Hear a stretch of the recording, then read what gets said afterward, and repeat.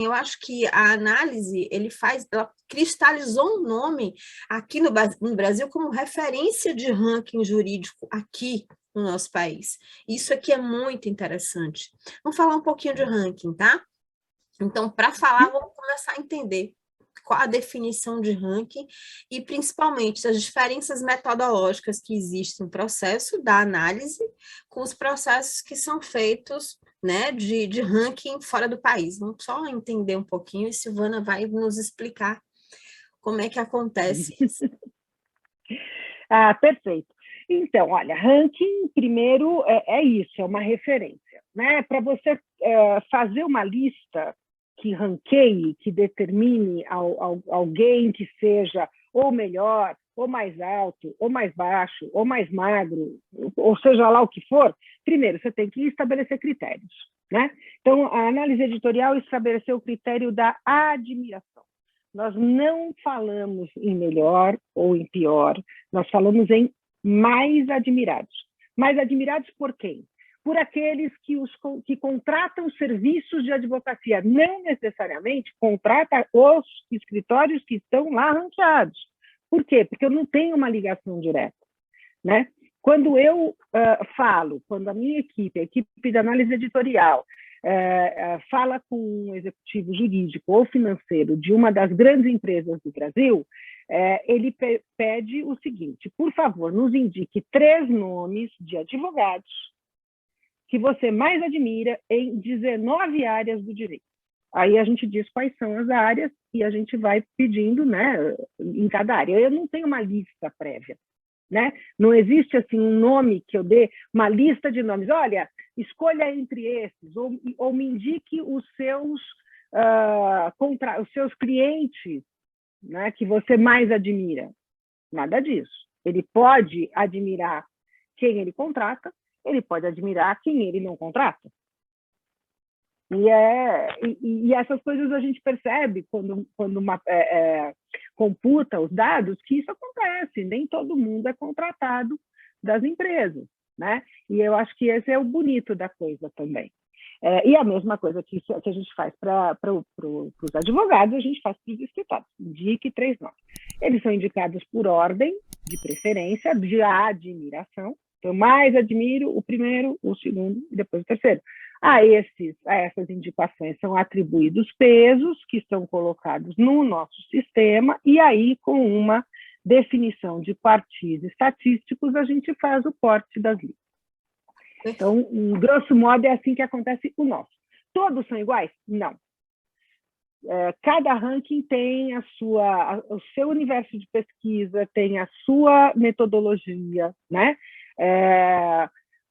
A maior parte dos que eu conheço, dos internacionais, especificamente aqueles que são mais renomados, eu diria que Chambers e provavelmente Latin Lawyer, que eu acho que são os mais renomados fora daqui, considerados pelas empresas, respectivamente Inglaterra, Europa e Estados Unidos.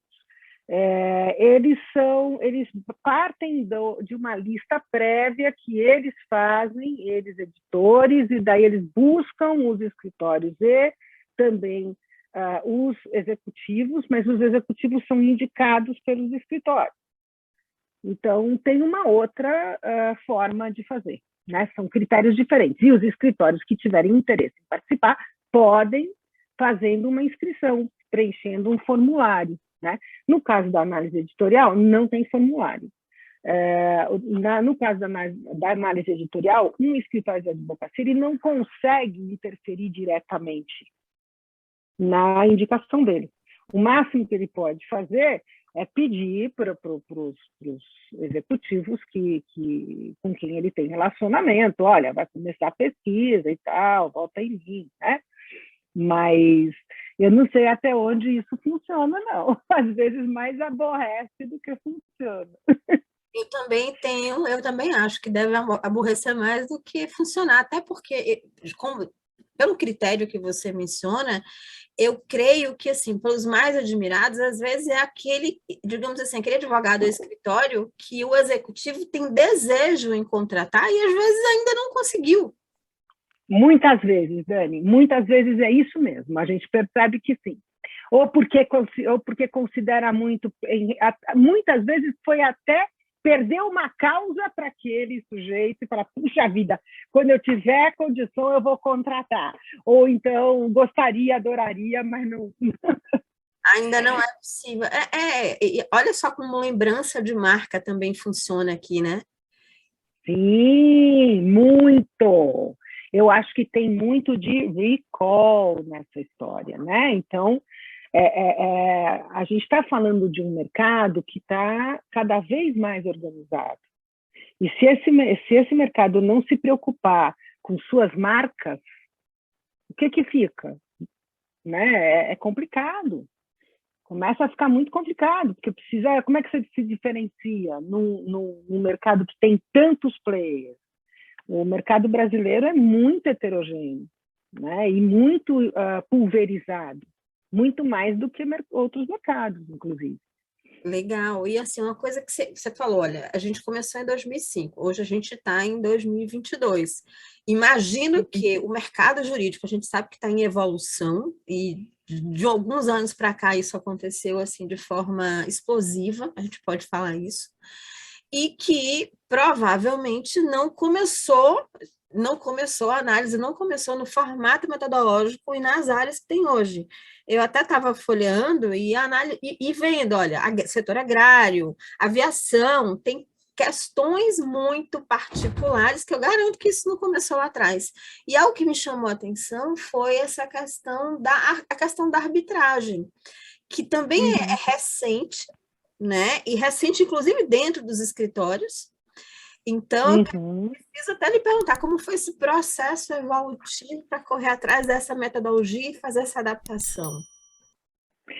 Boa pergunta, Dani. É isso mesmo. Eu acho que a gente está aqui ao mesmo tempo em que a gente navega nessa água do mercado de advocacia e é referência. A gente precisa estar sempre olhando para o que está acontecendo para a gente poder se adequar e estar sempre efetivamente demonstrando o que acontece. Então, nós não conseguimos, por mais que você se torne referência em alguma coisa, se você sentar em cima da fama, ela vai embora, né? Então, a gente nunca fica muito calminho, não, lá na análise editorial. A gente fica sempre conversando muito, ouvindo muito. Eu acho que é importantíssimo estar aberto para falar com os escritórios, então não tem nenhum problema. O escritório quer conversar com a gente, pessoal da área de marketing jurídico, a gente tem muito relacionamento. Eu acho que não tem nada de problemático nisso, pelo contrário, é daí que a gente se alimenta, né? Então, a gente foi percebendo, por exemplo, que havia uma sofisticação muito grande, uma especialização muito grande setorial que precisava ser trazida para dentro do anuário. Então, isso que você falou, os setores econômicos, né? A gente começou a olhar para a nossa pesquisa de formas diferentes. Que setores estão admirando esse ou aquele, ou admiram mais, ou admiram menos, ou, enfim, indicam mais nomes? Tem tanta coisa interessante que a gente pode tirar de dados, né? Então, a gente começou a olhar para os setores econômicos, que são muitos, né? A gente normalmente ranqueia aí 40 para mais em cada edição. E também as especialidades, como você falou. Quer dizer, a arbitragem é uma coisa que entrou na vida das empresas, meu Deus. Se eu estou falando com grandes empresas e o nosso universo de pesquisa são as 2.500 maiores empresas do Brasil, de acordo com o faturamento líquido, porque tudo tem critério, né? Aí eu preciso falar de arbitragem, elas estão indo atrás desse tipo de solução. Então, vamos... Né? E os escritórios começaram a se aparelhar também para atender. Né? Nada mais justo do que buscar quem está se posicionando nessa especialidade. Olha, a gente falou de recall, falamos de marca, Falamos digamos assim, de gestão jurídica, de ser lembrado. A gente falou de diversos aspectos que compõem gestão jurídica. A gente está aqui efervescendo. Você sente que, ao longo desse tempo, os escritórios eles têm desenvolvido estratégias para participar e para estar presente nos rankings? Eu sei, assim, que a gente está longe. Tem milhões de escritórios no Brasil, e eu sei que é impossível a gente chegar em todos, né? Mas você Claro. sente que isso está acontecendo? Os escritórios estão mais preocupados com isso? Eu acho que sim. Eu sinto que sim. Assim, independentemente de estar ou não no ranking, né?